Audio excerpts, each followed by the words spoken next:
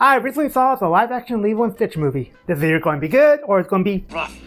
Let's find out in today's video. Are you ready? Let's go. Hi there, I'm Kame the Turtle, and you are watching a Furry Film review, where I review movies that feature animals in the main cast. And today we are doing a review on the 2025 live-action Lilo and Stitch. For those of you who do not know how this normally works, I will give you a brief synopsis of the movie, followed by my personal review based on characters, story, and artwork, if the movie is brilliant or does it get slapped by a fish. But before we dive into that, I just want to say I will be doing my best not to compare this movie to the 2002 animated Lilo and Stitch. If you would like to see me do a review on the 2002 animated Lilo and Stitch, let me know in the comments below.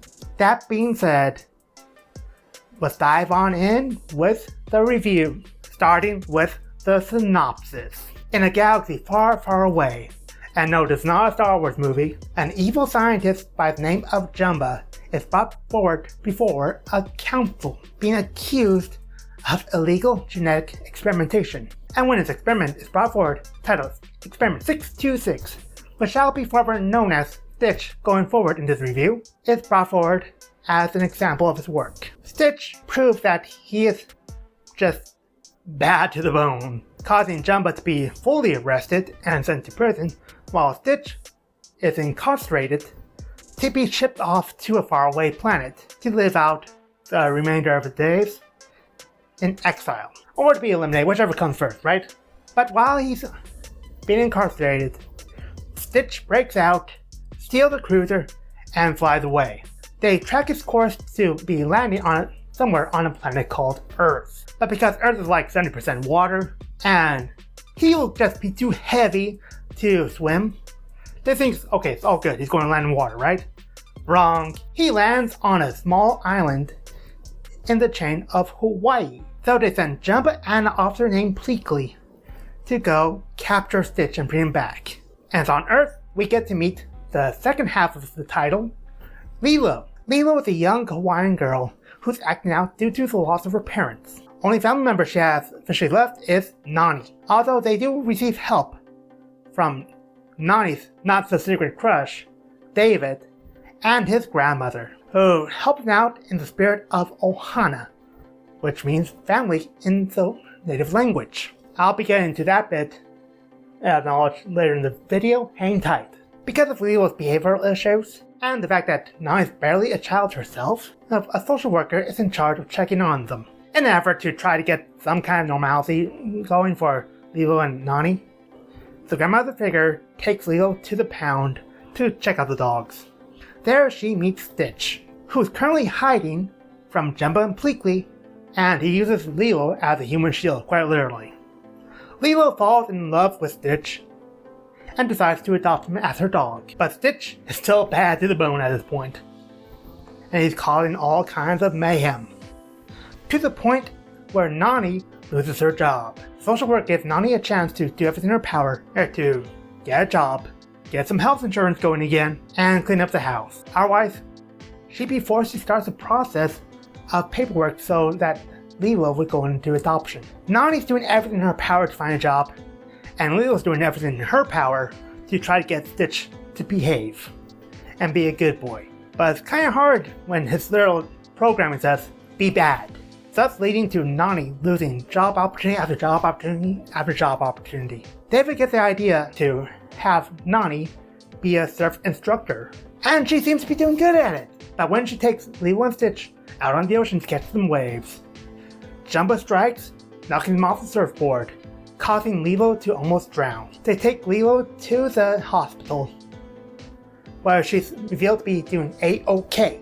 No animals or children harmed in this movie. But Nani does not have any health insurance to give the hospital, so she has to make the difficult choice to put Lilo up for adoption so that the state government covers the medical fees. While making this decision, and I'm finalizing it with Lilo at home, Lilo and Stitch is kidnapped by Jumba. How will they get away from Jumba?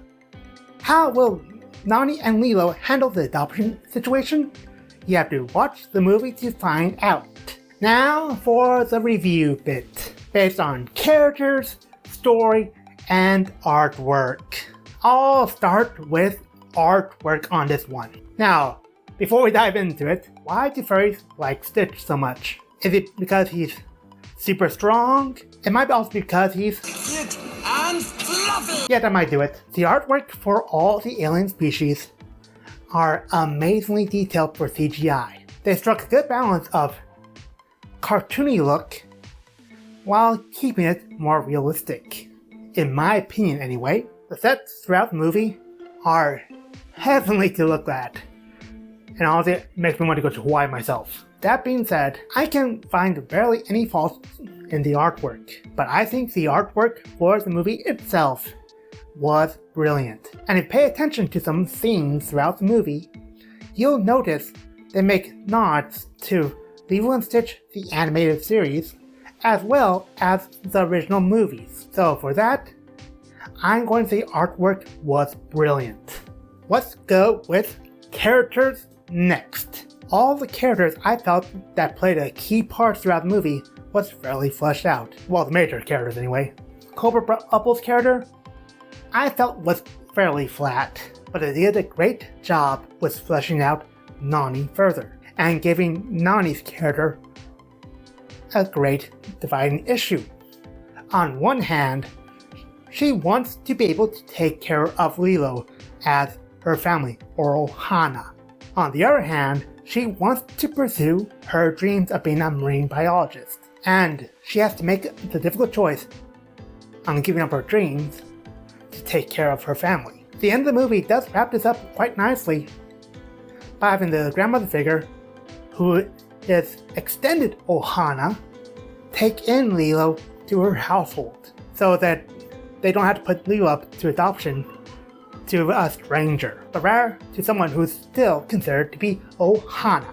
Lilo's character was wonderfully fleshed out in my opinion, with how she stood out and acted as a child who had no way to properly voice her feelings, as she didn't know how she was feeling herself. Yes, she was frustrated, she was sad, she was angry, so she acted out.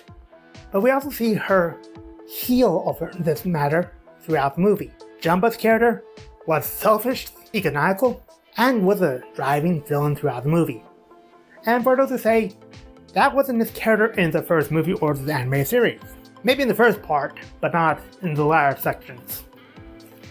And yeah, you're right. However, we have a chance to see him develop to be the character we all know later on in the series, with Lilo and Stitch, the second movie. Yes, that's in the works, people.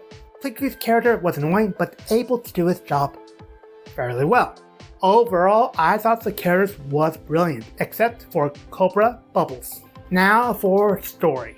Overall, this was a story about being a broken family and learning how to cope, with the driving force of Ohana, or the family bonds, being the main focus throughout the movie. Nani was doing everything in her power to keep her blood family, Lilo, together with her, while barely being an adult herself.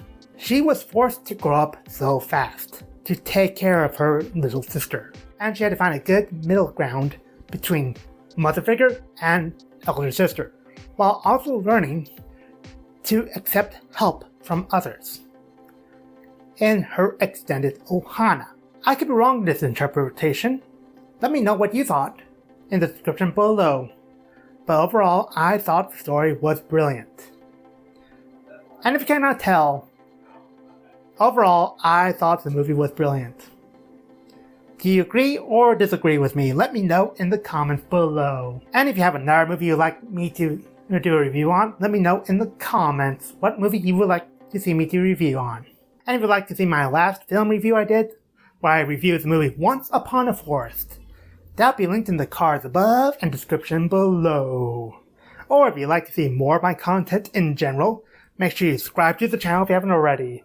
Hit the bell for notification when my next video airs. Leave a like, maybe a comment, share with friends, family, other furry friends you might know. And I hope to see you all next time. Johnny.